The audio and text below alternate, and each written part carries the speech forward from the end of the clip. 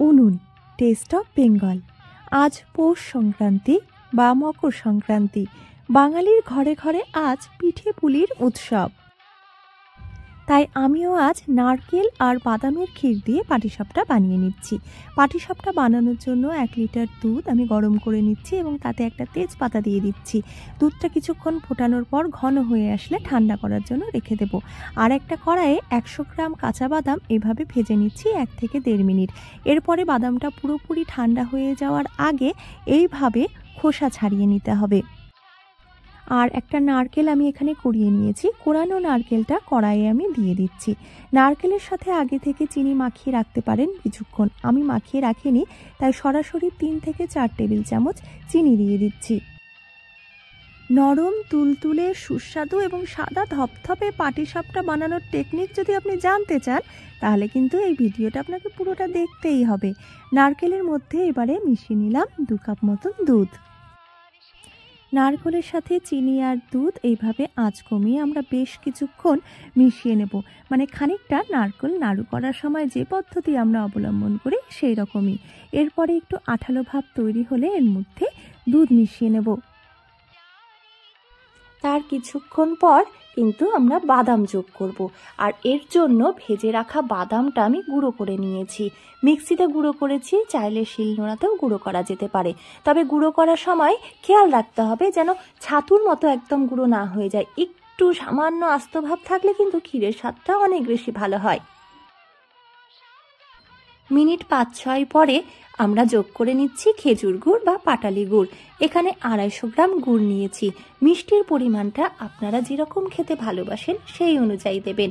গুড়ের সাথে একটু সামান্য চিনিও অ্যাড করতে পারেন। আমি যেহেতু আগে চিনি দিয়েছি তাই এখন আর চিনি দিলাম না। এবারে দেখুন 2টো এলাচ নিয়েছি। এই এলাচটা আমি গুঁড়ো করে নেব। আর কিছুক্ষণ পর এই ক্ষীরের মধ্যে মিশিয়ে দেব। এতে করে কিন্তু খুব সুন্দর একটা গন্ধ আসবে। দেখে বুঝতেই পারছেন ক্ষীরটা প্রায় হয়ে এসেছে।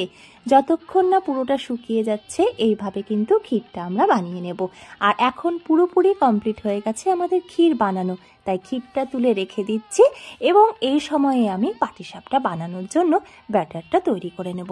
এখানে আমি 3 কাপ ময়দা এবং তার সাথে 1 কাপ চালের গুঁড়ো এই অনুপাতে মিশ্রণটা বানাবো। আর দিয়ে দিচ্ছি 1/2 কাপ মতন গুঁড়ো দুধ। দিয়ে দেব 1.25 কাপ মতন চিনি। এই চিনির পরিমাণটা ক্ষীরের মিষ্টির উপরে নির্ভর করবে। ওখানে মিষ্টিটা যদি বেশি থাকে তাহলে চিনির পরিমাণটা কমিয়ে নিতে পারি, আর ওখানে যদি মিষ্টি কম থাকে তাহলে চিনির পরিমাণটা বাড়িয়ে মিষ্টির সাথে ব্যালেন্স করতে পারি। অল্প অল্প করে জল দেবেন। একবারে জল দিয়ে দিলে কিন্তু ব্যাপারটা ঠিকঠাক নাও হতে পারে।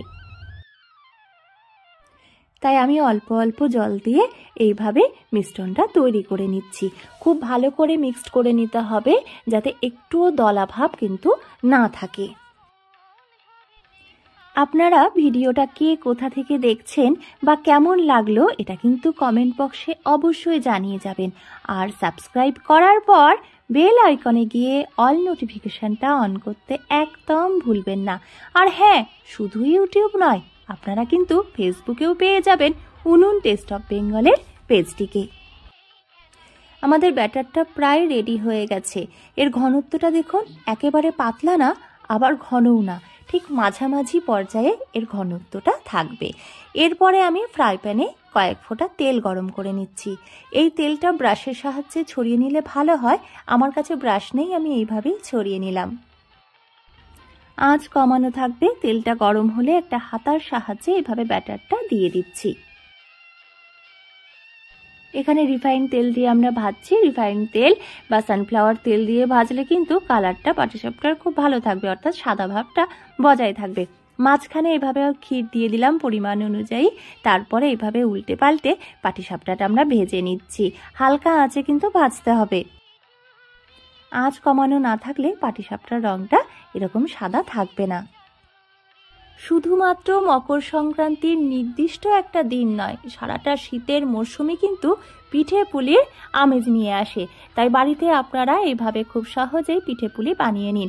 শহরাঞ্চলে কিন্তু দোকানে বা বাজারে পিঠে পুলি কিনতে পাওয়া যায়, যেগুলো আমার একদম ভালো লাগে না। তাই আমি মাঝে মধ্যে এইভাবে বাড়িতে বানিয়ে নিই। আর নারকেল বাদামের ক্ষীরের এই পাটিসাপটা আমার ভীষণ প্রিয়।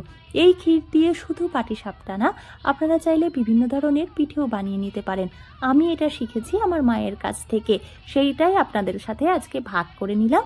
আর আপনারাও এই ভিডিওটা ভাগ করে নেবেন বা শেয়ার করে নেবেন, কারণ শেয়ারিং ইজ কেয়ারিং। আমার সকল দর্শকদের জন্য থাকলো শুভকামনা। আপনারা সুস্থ থাকুন, ভালো থাকুন, আনন্দে থাকুন। এতক্ষণ ভিডিওটা দেখার জন্য ধন্যবাদ।